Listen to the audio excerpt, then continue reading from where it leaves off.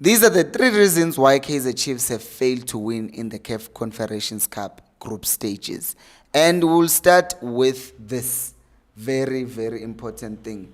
And it's the midfield problem.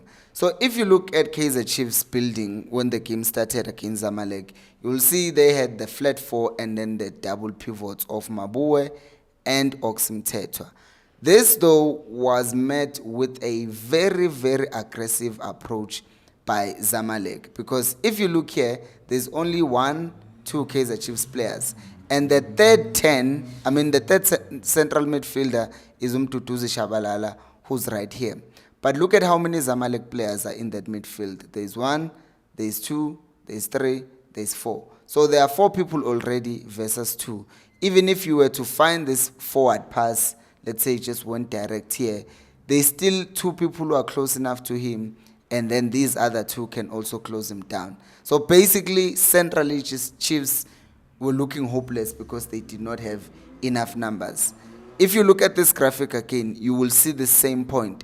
You have 1, 2, 3, 4, 5 Zamalek players. And how many Chiefs players do you have? You only have 1, 2, that's it. You just have 2 players of Kaizer Chiefs versus 5 of Zamalek.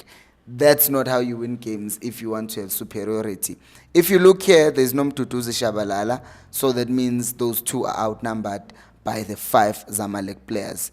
And what you see is that they will then try to find Mtutuzi Shabalala direct by going long from here to get him here. But again, that's not going to happen because there's a lot more Zamalek players who are much taller than him also.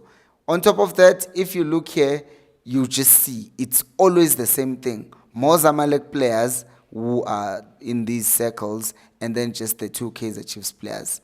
That's just disastrous. So this means that Kaizer Chiefs would have no midfield progression whatsoever, and they'll just rely on trying to go around the wings. If you're enjoying the video, please do make sure to subscribe to the channel, like the video if you're already subscribed, and leave a comment telling me what you thought about this match. So we continue again, and we look at the situation getting deeper and deeper and worse actually, because now since Ukros got injured and was taken off, and he usually at times forms a part of a back 3 of Kaizer Chiefs with the other 2 center backs, since he was now out, Mteto had to drop and become a DLP, a deep lying playmaker, basically, so that he can play from deep. Remember also, this is not just because Cross went off, but it's also because you see that in this case, Mark was the one who was dropping here.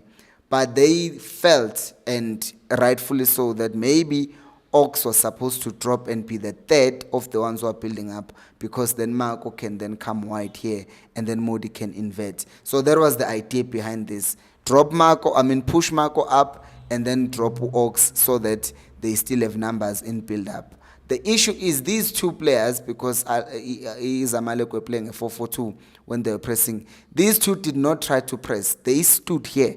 They stood on business. So this means by Chiefs basically taking Ox and putting him here, these 2 guys, him and him, they did not press still.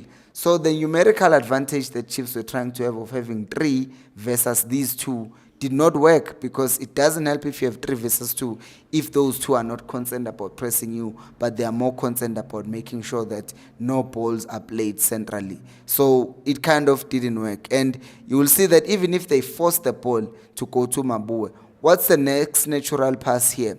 You're supposed to have someone who's in the space here between the lines, but no one is there. So Mabo would have to do something special like turning and basically finding a pass.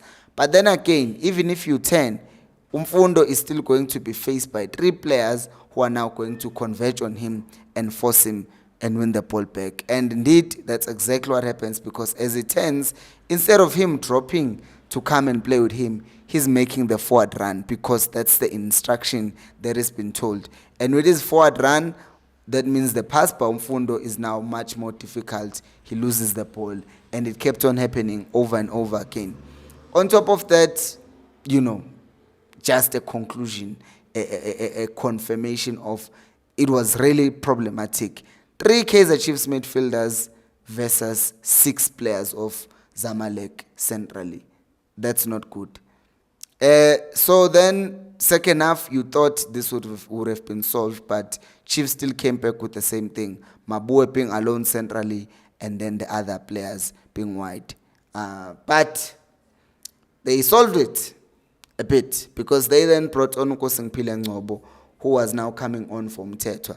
Remember, I said that with Mthethwa dropping to become part of a back three is because Marco is not really playing, or it doesn't really play for Chiefs as a third centre back in build-up, but he moves further up. So someone else had to drop. But that means they sacrificed more midfield control and more midfield numbers, right? So by bringing Ox to the back, they're also moving him away from a place of pressure. But the problem is you move him away from a place of pressure because he's not that comfortable on the ball. The issue now is he was now alone, Umabue. So by bringing on Ngcobo, you started seeing something like this. You see that Ngcobo is no longer anymore deeper because Ox was deeper. But now Ngcobo is here with Mabue. You see that. So now, because of that, he's now able to receive the ball in these areas and not be in the first line of build-up because, as we said, those guys were not going to press them in midfield. So now, what you find is that with Ngcobo playing, he's now able to basically, one, you have there on top Modi or Velepai. Yeah, Velepai being marked by someone, so that's -1. You have Mabue being marked by this guy, so that's another one. And then Kwinika was now being marked by this other guy right here. So that means Ngcobo has now a situation where he can take this guy on, or Usilva, since he's slightly dropping, can combine with him with the 1-2, and then you can find Chiefs doing something like this. And then all of a sudden, one proper movement by Solomons, like if he had continued moving to the right, like move here, give him an option, he passes you the ball and you're able to score. But that did not happen, and the defender of Zamalek were good. But it just shows you what adding another midfielder who can play did for the Chiefs. And you also see it in other situations whereby Ngcobo is now here, right? You see that Ngcobo is here in the areas, and now we have more players of Chiefs in this. By the way, one other thing that was done, Kwinika was now being pushed even further higher because at this time it's the 89th minute, so it was high risk, high reward. Let's go to the second thing, and the second thing is the false nine problem. So Kaizer Chiefs have a problem, right? They want to push Mduduzi Shabalala to play alongside to Ikotaro, almost like both of them are playing as a striker. But the reason why he's actually left up front here is the same reason why on the left-hand side they will play Upule Modi, who's very quick. Because what you will see with the Chiefs is that in this position, there is a winger with the ball. You expect that support is going to come from the 10, who's going to drop into the space, combine, and then maybe we can create something for the striker. But instead, Chiefs will have a striker, as you can see the body positioning. Mduduzi wants to turn and attack the goal, but Ikotaro is the one who now has to drop. So Ikotaro does indeed drop. And in him dropping, now he's here playing the ball. But if Ikotaro plays the ball to his left, now who's in the box? Who's going to receive the ball when it's crossed?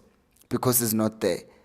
And then the next thing is you can again see Mduduzi Shabalala and Ikotaro closer to each other. But what happens next is Ikotaro is the one who's dropping to move towards the ball. And as it does that, the ball is being played, an aerial ball is being played longer to Marco, who's short. So even if Marco wins an aerial duel somehow here, it's either he tries to finish, which is not a good idea because he's a defender and his finishing is not that great, or he tries to square the ball. But look at where Ikotaro is now. Ikotaro has dropped because he's trying to compensate and get the ball. But there's no one else who's attacking the space. For example, it could have been Tutuzi, it could have been Fundo. But it still does not make any sense because all of these players are not tall. So if you're asking them to basically attack the ball that is played aerially against tall Egyptians, what are you doing? On top of that, this is Kaizer Chiefs attack defending. Look at how deep Ikotaro is. This is the striker, by the way. And he's not doing this because he wants to, but he's told to do this. Now, Chiefs have won the ball. the keeper has it, and now he's launching a counter. Now this is on the 42:54, and then by 43:05, which is 9 seconds later, Mfundo is now in a position up there where he can cross the ball. But look at where the striker is. He's still tracking, trying to attack the box. This one is attacking half space. This one is attacking half space. This one is coming from the half space. Well, this is more central. This is more half space-ish. But the point is, the striker is not there. The target man that we bought to score goals, we've told him to drop so deep. So now when Chiefs are in an area where they're supposed to cross the ball, there is no option. So as Mfundo usually does, he just takes a shot from here instead of finding a striker who could have been here attacking the ball. That's a problem, a big one. So let's go to the next issue, which is the aerial balls. Now, Chiefs are in this area, and they are playing against very tall players, and they are playing with Abo Modi, who are not that tall. I've not seen Modi score an aerial ball. But somehow, we think that crossing the ball there is going to help. And then next, again, the ball is being played, an aerial ball, against taller people. Another one, the ball is direct to the striker. He's trying to find him here, which means there's no one here.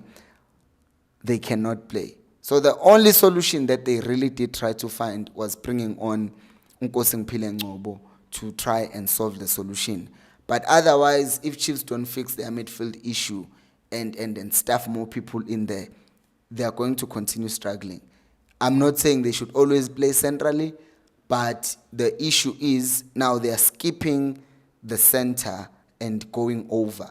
And that you can do that maybe against a team that does not have tall players or has slow players. But against a team that has tall players, you can't cross the ball because they will win every aerial duel.